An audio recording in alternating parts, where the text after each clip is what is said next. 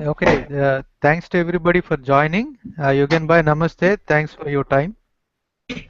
Hello, thank you and welcome. Thank you, sir. Friends, I am Srihari. I am dialing in from Los Angeles. I am moderating this session today. And thanks for all the questions. We received a bunch, but please sending them more. And we'll be talking about what is happening and mainly what is on your mind. Basically, you can ask whatever questions you have.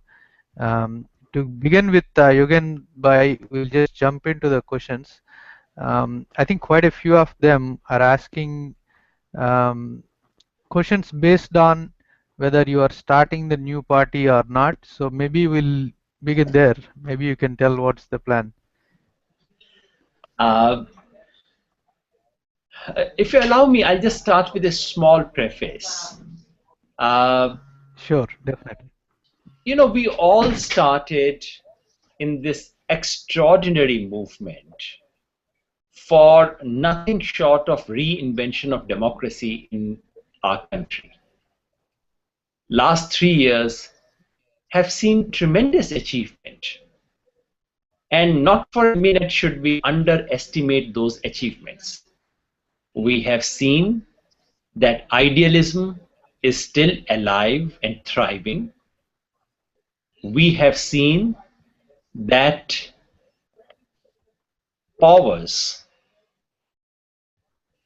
big parties, political establishment is much fragile, much more fragile than it looks.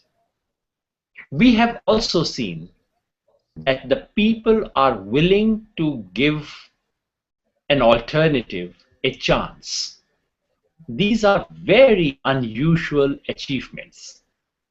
We have seen shifting of the agenda of discussion. We have seen new issues being talked about. These are extraordinary achievements of this movement. We have also faced challenges. We have seen that the pathologies, the disease ills of Indian politics begin to affect us as well. It is very easy to slip into things that other political parties do. We have seen that disease like personality cult, like centralization, like resorting to all kinds of means to have political success, can begin to affect us as well. And if we do not guard, we can slip into being just like any other political party. This is what we have seen. This is the moment where we stand. It's a moment which does not invite despair. It's a moment that requires careful reflection of the strength and how do we carry that strength forward. That really is the moment right now. The challenge is how do we go back to the original spirit of the movement that we started with and carry it forward. That's the overall frame in which I see the current situation. The specific question is, are we going to announce a new political party? I think not. If anyone asks me, I would say I would advise them against it. It's as simple as that. We are meeting on the 14th. It is a Swaraj Samwad. We are just holding a dialogue with select few. We have opened invitation to volunteers of the movement. We are inviting them to come and reflect, to come and talk, to come and express themselves. And yes, the final decision will be taken by everyone, not by me or me, Prashantji, Anandji, and Ajit Bhai and others put together. No, it has to be a collective decision. But if anyone asks me, my honest opinion is no, we should not form a new political party. In any case, we are within a political party as of today. And I do not think that spaces like this should be surrendered. I do not think that there should be any rush or haste to give up one platform which has been built with so much difficulty and effort and to try and create something new. That's my own honest opinion. Excellent. Thank you, sir. Those questions were actually asked by Mohammad Aminuddin from UK and Kanahaya Kumar from India. They both were asking similar questions, whether there will be a new party, and if so, how to avoid this kind of a situation, like a hijack kind of situation, or how to keep things transparent. But there are also questions about, how do we get out of this mess, whether it's even possible to stay within the party and then go back to the reforms and things that we talked about. So if we stay, maybe you can focus on that. If we stay in the party, then how do we go back after so much mess? Frankly, this is a very difficult question. It's a difficult question because the answer really does not lie in my court or in the court of most of the volunteers. If we had a normal, functioning, democratic, healthy party, then I would have been able to recommend. I would have said, let's use the following fora, let's go to the following committees, let's raise the following questions. But all that presupposes a functioning democratic party. I'm sorry to say, but we actually don't have that situation. If the highest decision making of the body of the party, namely the National Council, can be manipulated honestly the way it was, then what is the guarantee that a district level committee would not be misused? What is the guarantee that state executives, state councils will be able to meet and deliberate? So I don't know. It is going to be very hard. But I would, I do know that many of our volunteers think that it's just a bad dream and all this dispute should just come to an end. And they somehow hope that it will come to an end one day, suddenly, overnight. I don't think the situation is that simple because there is no personal dispute which is to be resolved. What we have witnessed in the last few weeks is a difference based on some fundamental principles of what a party should be like. Prashantji and I, to begin with, and then many other colleagues, have raised questions about how the party should be a democratic political party. I do not see how those questions can be suddenly resolved overnight. We raised those questions and we met with a stone wall. I do not know how that stone wall will disappear overnight. So we are in a difficult situation, and I think we must admit that it is a difficult situation. At the same time, my recipe and recommendation would be to try and make most use of whatever space is available in order to recover the original spirit of the movement, in order to take the movement forward, in order to take the real idea of Aam Aadmi Party and to pressurize the existing entity called Aam Aadmi Party to come close to the idea of Aam Aadmi Party, which we all cherish. Excellent. About my own question, if you don't mind. So about a month and a half back, nobody had any idea of, I mean, everybody, volunteers or voters thought Aam Aadmi Party is a perfect party, it's a perfect scenario, how it's a dream party, and then all of this started. So if the volunteers and voters knew about this kind of thing before the elections, would you do you think we would have seen similar results, or in other words, uh, is the mess delayed, or the truth delayed until after the elections? So all those results, we got all those results. Is the results based on the truth being delayed after the postponed after the elections? I understand and respect the spirit in which you have asked the question. And I will, I must plead partly guilty. It is true that these questions have been simmering for quite some time. Those who knew the party from somewhat close quarters knew that some of these issues have been there. As some of you would recall, in the month of June last year, I had offered my resignation from the PAC. I had written a letter to my colleagues, which was leaked to the media by somebody. And in that letter, I had raised almost exactly those issues which Prashantji and I have spoken about now. Uh, Basically, issues about how to have democratic decision making within the party. But you are right. We did not raise these issues during the Delhi Assembly elections, and it was not an accident. We were of the opinion that we were in a much larger battle vis-a-vis the BJP, vis-a-vis what appeared to be the biggest danger facing the country.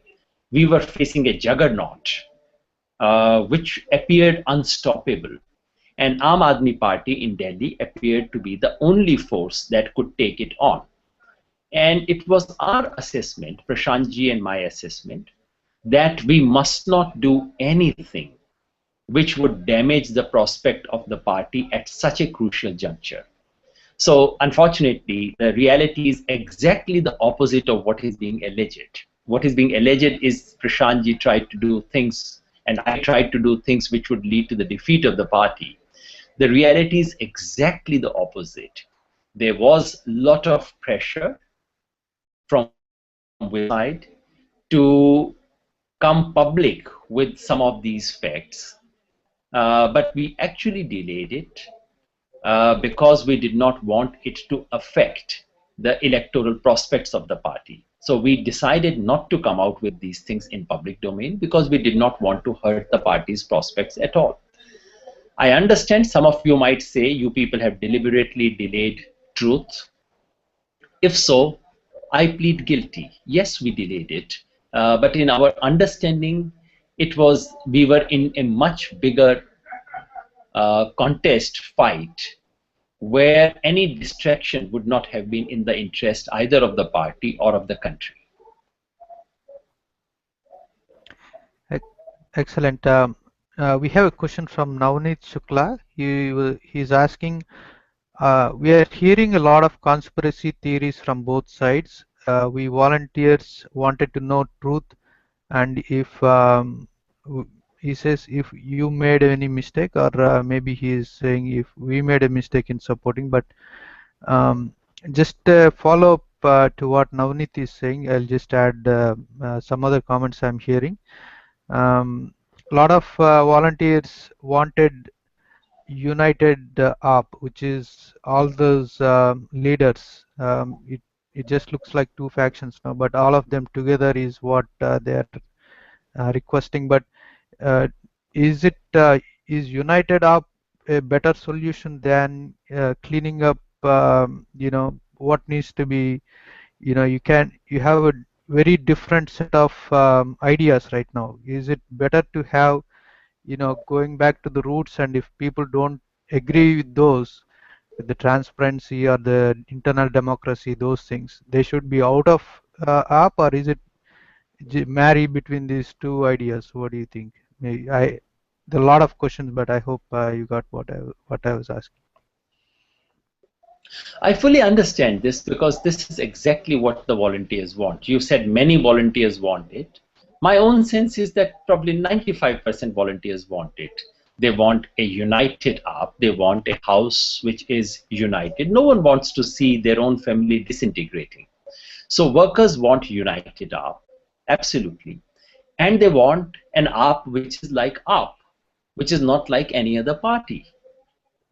So in a sense, we have dual objectives. We want unity and we want integrity. Unity would mean that the party does not split, and integrity would mean that the party lives according to the original spirit of what the party was meant to do.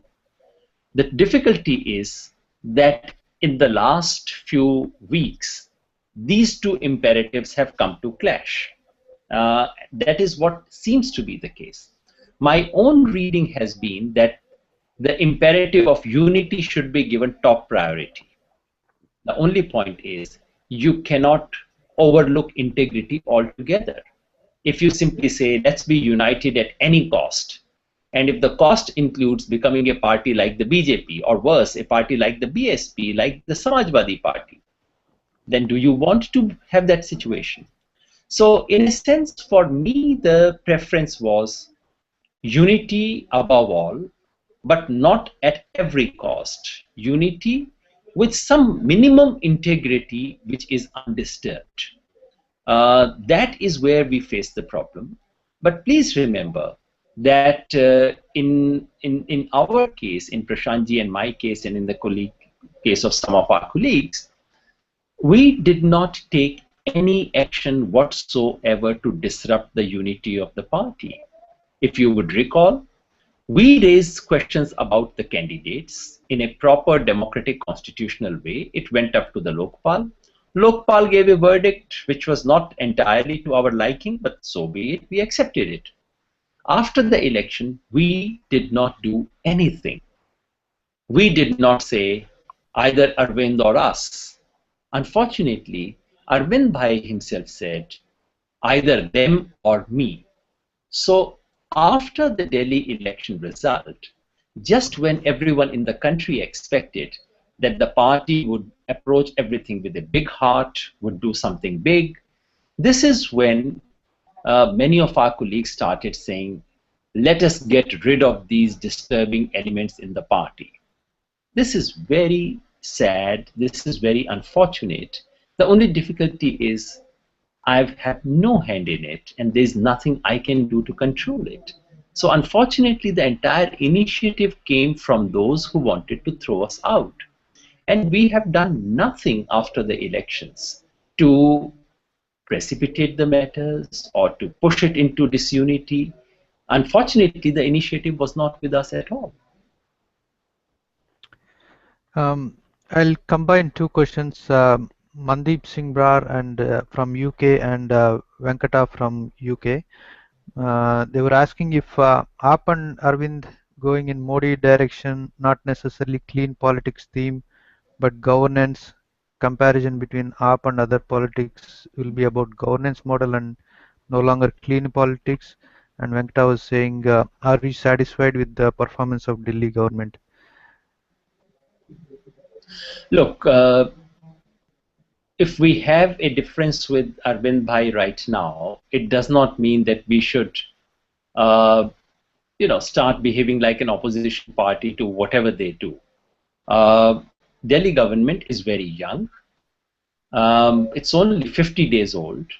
And I have always said that no government should be judged by its performance in first 50, 60 days. The government has lived up to its promise on water and electricity, the immediate promises that we had made, and that's very good. As far as I can observe, the level of corruption in Delhi city has come down. And today the government declared an ex gratia relief to farmers. All these are welcome things. So I would just say that right now about Delhi government. This is not, it doesn't mean that, we should just become critical of whatever the Delhi government does. I think they have done nice things which should be welcomed. As for Arvind Bhai, I would not believe anyone who says that he's not clean. When it comes to financial probity and integrity, My own sense is that he and the party will and should provide a clean government. The difficulty, as we all know, is that personal probity of the top politician, of the person in the top executive position, of the head of the government, is not enough. If you go by that standards, Dr. Manmohan Singh, everyone says, never accepted a bribe. And most people say that Mr. Modi does not accept a bribe himself. So the trouble is that personal probity of the leader is not enough to make the government clean. This is the big test that Aam Aadmi Party government faces. It would be unfair to come to any judgment right now. Excellent. Talking about the corruption and financial corruption, especially, there were a lot of questions about. This is my own question, by the way. So, those 2 crore donations, 50 lakhs into 4, so that 2 crores. What do you know about those? And the second question is, you are probably, if not two, but I'll put you in top 5 people in Aam Aadmi Party. How much visibility did you have into these? If not you, who else would know? Um, on those 4 checks amounting to rupees 2 crore, there are 2 parts to that transaction. One is what the party did. The party received that amount through check, and the party made it publicly visible, put it on the internet. Both these are very positive steps. So on a preliminary basis, you can say Aam Aadmi Party did things which other political parties don't do. It was transparent, it was straight in its dealing. And the party should get credit. I had said it then, and I will continue to say that. I don't think Congress or BJP would have done that. If they wanted to take money, they would have taken it under the table in cash. Aam Aadmi Party was way ahead of Congress and the BJP in this respect, or any other party in this respect. Where the party needs to look to introspect is the other part of the transaction. Where did the money come from? Aam Aadmi Party has set high standards for itself. We said that any amount more than 10 lakhs, we will not only just be transparent, we will go out of our way to look into who the donor is and whether there is any quid pro quo.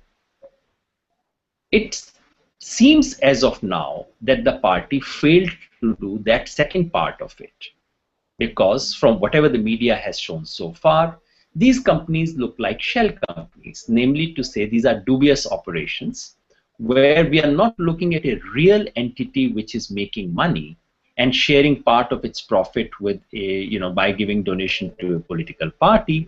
These look like very dubious entities, at least based on the information that we have so far. The party had promised to the world that it would do due diligence about these things. It seems that the party, by preliminary view, is that the party failed to exercise that due diligence, and that is what needs to be investigated. That is what needs to be found out. Did we know about it? I personally wasn't there because I was in the thick of my election campaign away from Delhi. Prashantji remembers that this issue came, that it was mentioned that these four checks came from certain business house which were mentioned. I would not mention those names here. Those were mentioned.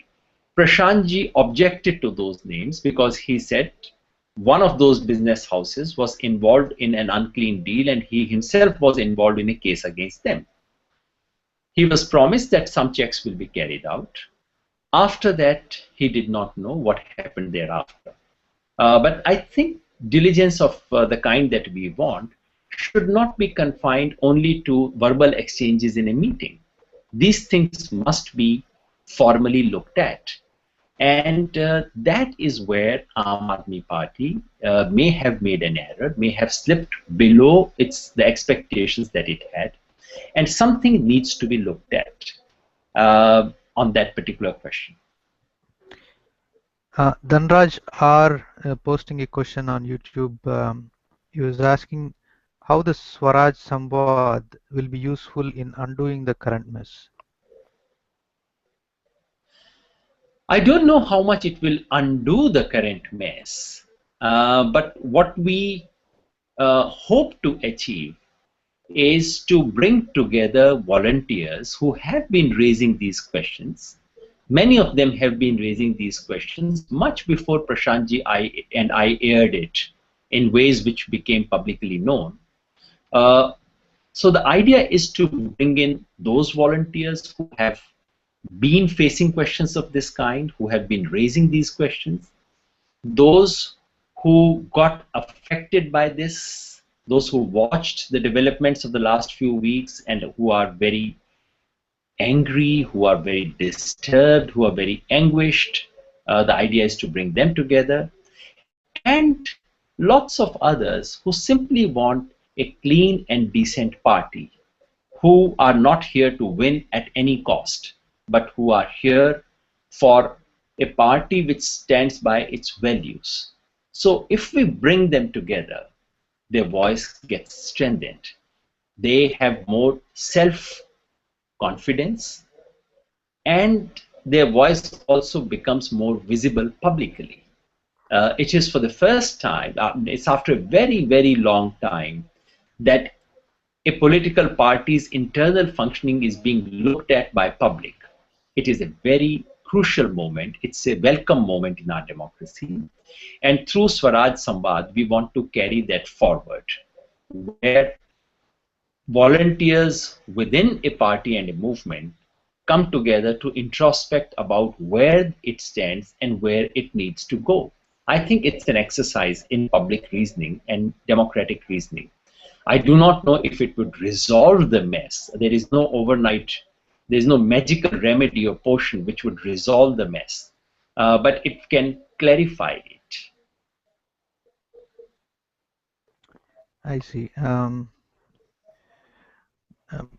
My question: when parties like Aam Aadmi Party, which doesn't have unlimited funds, especially when compared with other traditional parties, um, is what has been done, people-centric, one-person centric politics, or emotional kind of campaign? Is whatever has been done, is that not the way to win the election? For example, if you take Medha Patkarji, for all the things that she has done, she lost the election.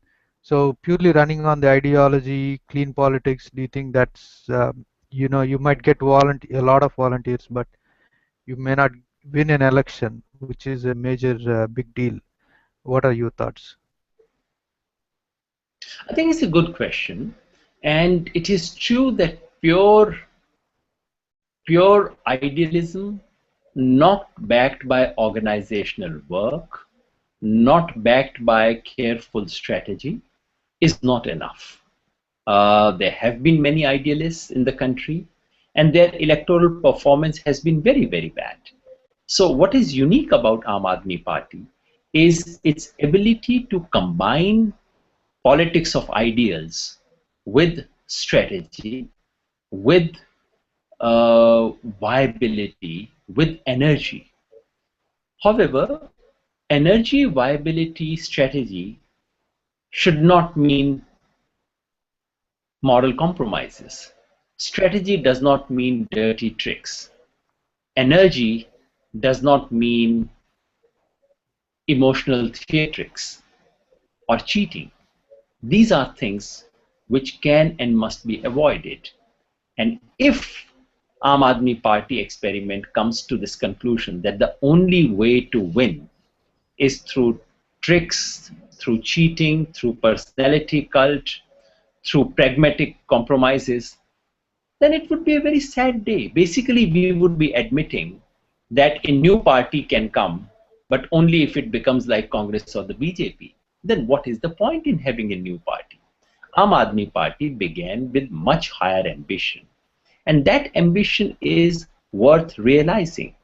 One thing I should concede, though, I think what the questioner has asked may be true if you want instant success. If you are saying, I need success within 2 months, then of course you would have to resort to shortcuts. You would have to resort to things which would lead to moral compromises.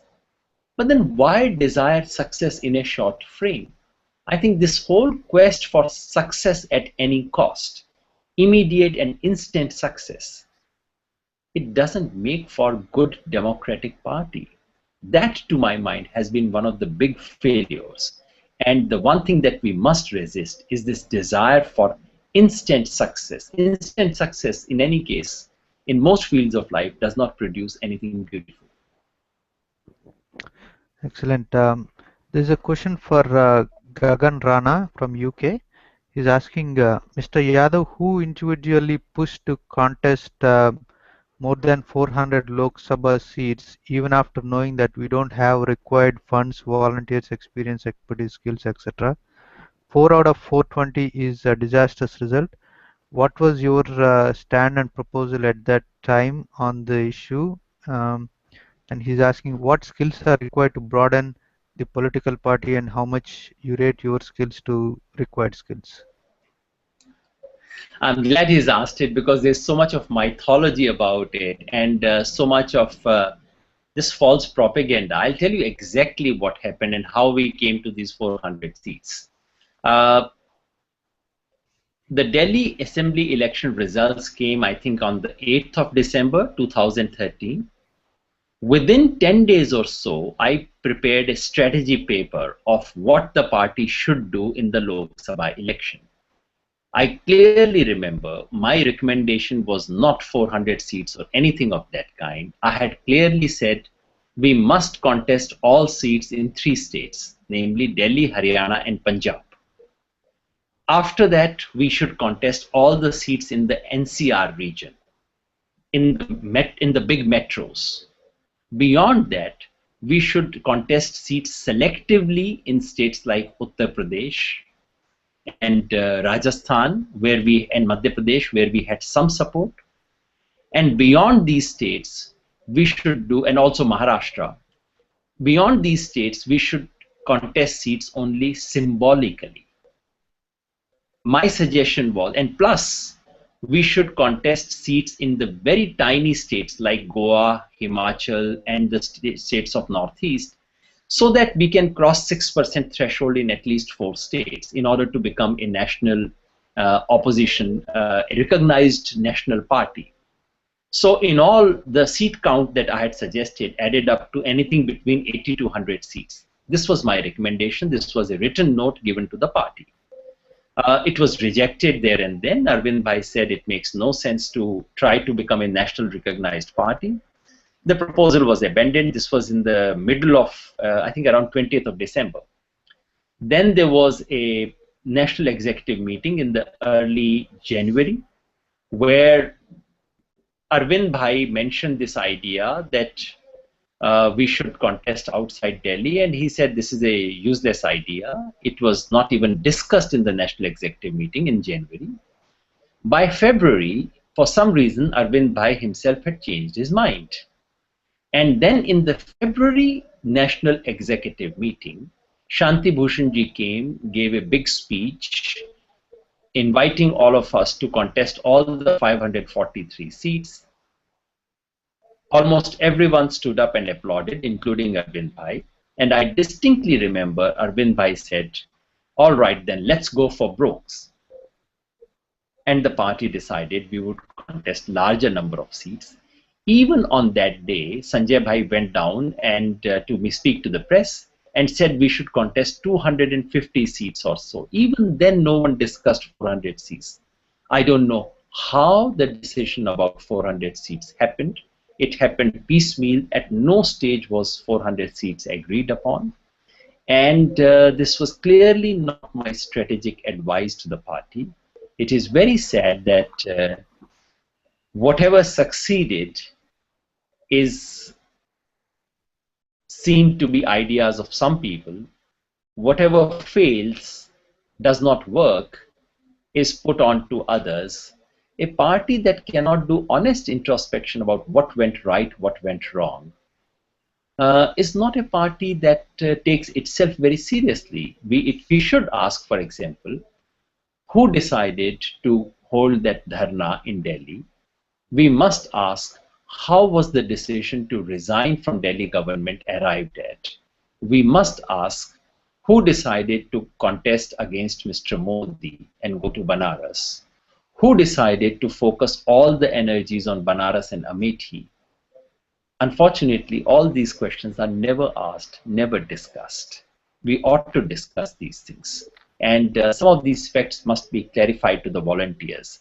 I'm sorry I have to say these things. Normally, I don't want to talk about these things because these are inner party decisions. When you are in a team, you take some right calls, you make some wrong calls. These things happen.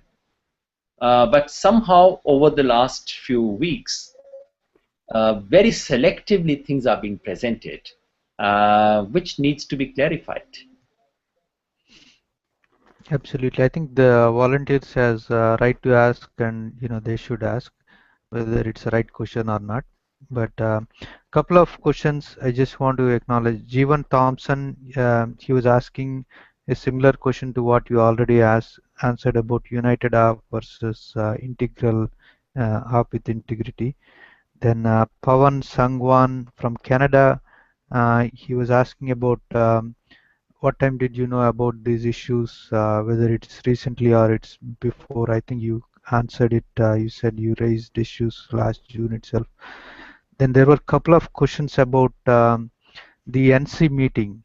Um, Subrato Chatterjee from UK, he is asking any plans to move to Supreme Court for unconstitutional meeting of NC, and there's a couple of others who was asking a similar thing. Do you think is there any plan to go to the court for what happened, how the NC meeting was conducted?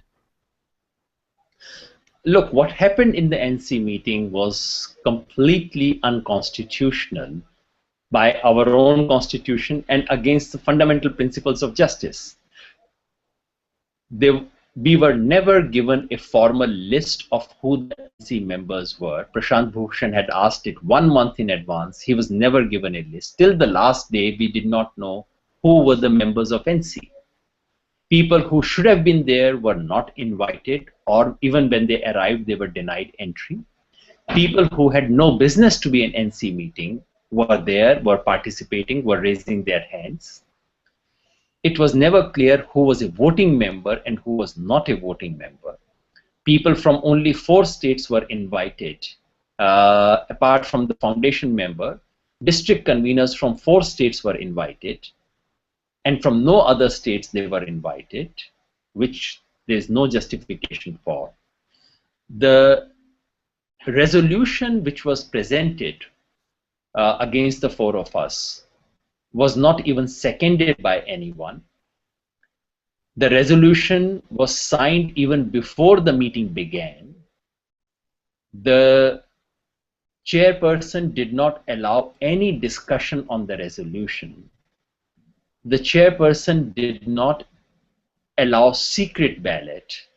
The person who proposed the resolution himself was conducting voting on that resolution. All this is completely unconstitutional. Bouncers were there in the meeting. NC member was dragged. Members were pushed around. Some of these bouncers, I call them bouncers because these volunteers I did not recognize, and some of them did not recognize me as well. So I just presumed that they must not have been party volunteers. Bouncers were there inside the hall. They were disturbing, pushing, preventing, taking people out. All this is unconstitutional. Having said all this, I personally am not in favor of taking all this to a court of law. These are political battles. And if a political party cannot enforce its own constitution, going to court of law is a messy, long dispute which drags for months, years. Normally not much comes out of it. Even if something comes out of it, I think The highest court in matters of this kind is the court called Idealist Volunteers of Aam Aadmi Party. For me, that is the higher court. I really personally do not like the idea of going to any court of law on matters to do of what happens inside our party. I see. The talking more about the NC, the way it was conducted, cell phones were not allowed, cameras obviously not allowed, pens were not allowed, stuff like that. Do you think talk about any more stings? The way, I mean, the party for Aam Aadmi Party because of these stings, and but do you think it's possible to going forward? They can talk about any other stings, or is it past? Stings of other corporations or other parties. I have no idea. I can't say that. I because I have had very little to do with these things, so I wouldn't know what is the future of these things. You are right to say that all these things were not allowed. And what is more is that there was videography done by the party, by some party leaders. Videography was done, and so far, even that official videography has not been put in the public domain. So just look at it. I mean, the entire thing is the entire party machinery is being used for factional purposes. There is a meeting which is being disputed. There is video evidence available, and the party does not put that video evidence in the public domain, despite repeated requests. Instead, it puts out an edited tape of what Arvind Bhai said. It also puts out an edited tape of what Kumar Vishwas says.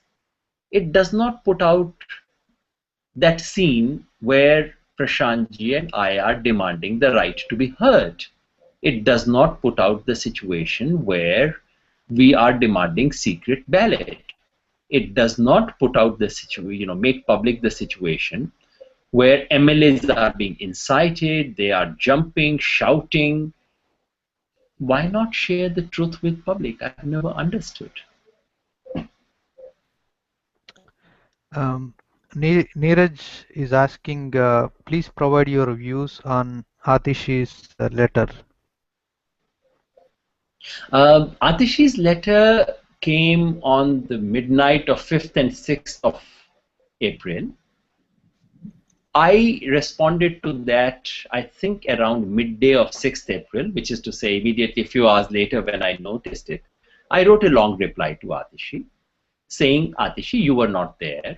You are relying on someone else's testimony, which turned out to be Mr. Alok Agrawal, one of our colleagues.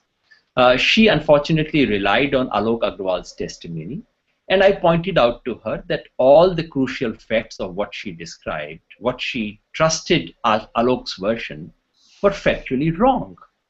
This is completely factually wrong, what she said, what she depended on. I personally respect Atishi a lot. I think, and that's what I said to her in letter, Atishi, I wish you had come and just checked these facts with me or with Prashantji. Once you know the facts, you are entitled to your opinions. But the facts need to be checked.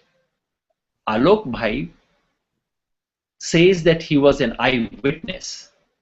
The fact is that he was not in that room where the conversation took place, something that he has now acknowledged in a letter to Ajit Jha. My friend Ajit Jha wrote a letter to Alok Agrawal saying, Alok, you are claiming to be an eyewitness, but isn't it true that you and I were sitting in an outside hall? He acknowledges it, yes, he was not. So much of this is based on wrong facts being presented. I can go into details of it. At one point, I thought I should release my letter to Atishi in the public domain. But then I said, this can go on and on endlessly. Atishi has not released her own letter. Someone else has played mischief. At least I should respect the confidentiality of the letter that I wrote to her. That's why I have not released it. I did this morning send a copy to some of the party colleagues who were very misguided by that to I did forward the copy to, I think, 5 or 6 party colleagues who wanted to know what happened. But as of now, we have not made it public. So allow me to just say this much. Much of the facts reported in Atishi's letter are not correct. Apart from cleaning up the internal democracy issues for Aam Aadmi Party, what do you think are the battles that AAP should fight for the people? For example, the land acquisition bill or anything else at this point. Aam Aadmi Party came to provide an alternative at the national level. And it is natural for anyone to expect that the party would pick up the larger issues of India, not merely in Delhi. And the larger issues of India have to do with what is happening in rural India, agrarian issue. There is a crisis of Indian agriculture. Land Acquisitions Act is only a tiny instance of the injustice being done to farmers, which must be raised. But there is a larger question of agriculture becoming unremunerative occupation. That is a big question. There is a question of education system and what is happening to education system. There is a question of health, water accessibility, question of gender injustice, question of caste injustice, question of communalism. All these questions are waiting to be raised. And I do hope that the Aam Aadmi Party will not confine itself only to some specific municipal problems of Delhi city, but will also raise these larger questions, or at least that is the hope that people have had from a party like Aam Aadmi Party.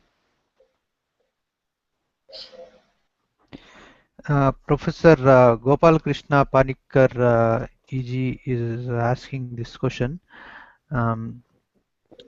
It's a collection of thoughts, so please be patient. While keeping the momentum of new initiative getting consolidated and moving forward, more importance should be given to legal initiative in the basis of basic principle doctrine of Indian Constitution. AAP with its present leadership has betrayed the people and Constitution. People like me joined as a founder member after listening to the honest voice, transparency, democracy, pluralism, inclusiveness, above all, proprietary and honesty. Everything got reflected in the party constitution, but never practiced. Just after the first victory in Delhi, quoting practice of high culture, I have sent letters to all national leaders, including Yogendra ji. The leadership may be busy with other things, sure I know. The proper reply and maintaining the communication link is very important. Will you take necessary steps this time? Um, Auto reply from the email ID of all national leaders directing to a common email link, which given again divided into an hierarchy of national, state, district, local-like bodies. Again, from bottom-up approach reaches the top decision-making body filtered at different levels. It would be a new beginning. Unavailability was the first tick Arvind employed from being very beginning. Your thoughts Uh, on it, sir? as you said, it's a long comment. Yeah. I couldn't hear some bits in what you said, but I understand that we need to set up structures where responsiveness and accountability is followed up. I understand that many of us, including me, may have faltered in not being able to respond to every message, every mail that came. We are not yet professional politicians. We do not have that kind of support structure which is required to be able to respond to things of this kind. So yes, there have been failures. Those failures need to be corrected. But I like that spirit that is marked in your letter. And this is something I've been saying to everyone over the last 10 days or so. I do not see what is happening as an end. I see this as the beginning of a long a journey which can truly transform our democracy. And I very much look forward to that journey, and I would invite all of you. I understand that events of the recent past have been shocking, they have been very demoralizing, But I would not look at this as end of a trajectory. I would see this as a dip in a long journey. And this low point can be the starting point of a new and fruitful journey, which is how I look at it. For me, 14th is a new beginning, a nice beginning, something positive to look forward to. Excellent. I think we're close to an hour. Do we Yeah, want to yeah. Just a wrap last up? question, sir, Yeah. and then you can your final thoughts. The question is, how can volunteers participate in Swaraj Samwad, especially people who cannot travel to Delhi? That's a good question. We have kept, I was just discussing this with colleagues right now, and we have kept a half-hour session for volunteers from outside Delhi, outside India, wherever. We have kept a half-hour slot where volunteers from outside can share their thoughts. We would advertise that slot, and we would use Google Hangout or some such mechanism. I don't know these technicalities very well, but we would have two-way communication. One, we are trying to ensure that the entire proceedings of Swaraj Samwad are put on the web live. So there is a live webcasting of it. And we are reserving half-hour slot for those outside Delhi, outside India as well, to give their thoughts, to give their inputs. So we will work out a structured way, and I'm sure people like you can help us evolve a way. It will be close to the midday in Delhi on the 14th. So we can think of what, I mean, you have to choose some slot between 10 in the morning to 1 in the afternoon for Indian Standard Time. And we can work out a exact slot where some of you can share your thoughts. It may not be two-way interaction there, but at least your thoughts would be presented to the public. We should be able to do that. Excellent. That's a great news. So, as you said, we are almost out of time. Maybe you can give your message to the volunteers, any final message you would like, and then we can wrap it up. Friends, as I said, developments of the last few weeks have been hard. They have been difficult to digest. And these are moments of despair. I understand many volunteers have felt, this is not why I came here. I didn't want to say this. And many of them also say, I want to go back. No more politics for me. To them especially, I would say, this is exactly the moment for resolve. When we came here, we said the journey is not going to be easy, but I will go on. We expected the challenges to come from outside. But as we know, in any big journey, challenges also come from within. We have seen some of those challenges. This is not the time to give up. If we give up now, we would make it very hard for anyone in future to come and practice clean politics. For those of us who accepted this difficult challenge, this is the moment to realize this is the difficulty that we had bargained for. It is precisely at difficult moments like this that we have to test our resolve. I can say for myself that my resolve has at least doubled in the last 1 month. I'm more committed than I was before, more committed to spending the rest of my life trying to usher in an alternative politics. I know some of you may feel down. I know when I say it's the beginning of a new journey, it may look like just pleasant ideas. But believe me, 5 years from now, 7 years from now, you would agree this was a very significant beginning. And at this moment of beginning, let us not give up. Let us continue. We started with a big dream. Let us carry that dream forward. Thank you. And Jai Thank you Hind. very much for your time, sir. Jai Hind.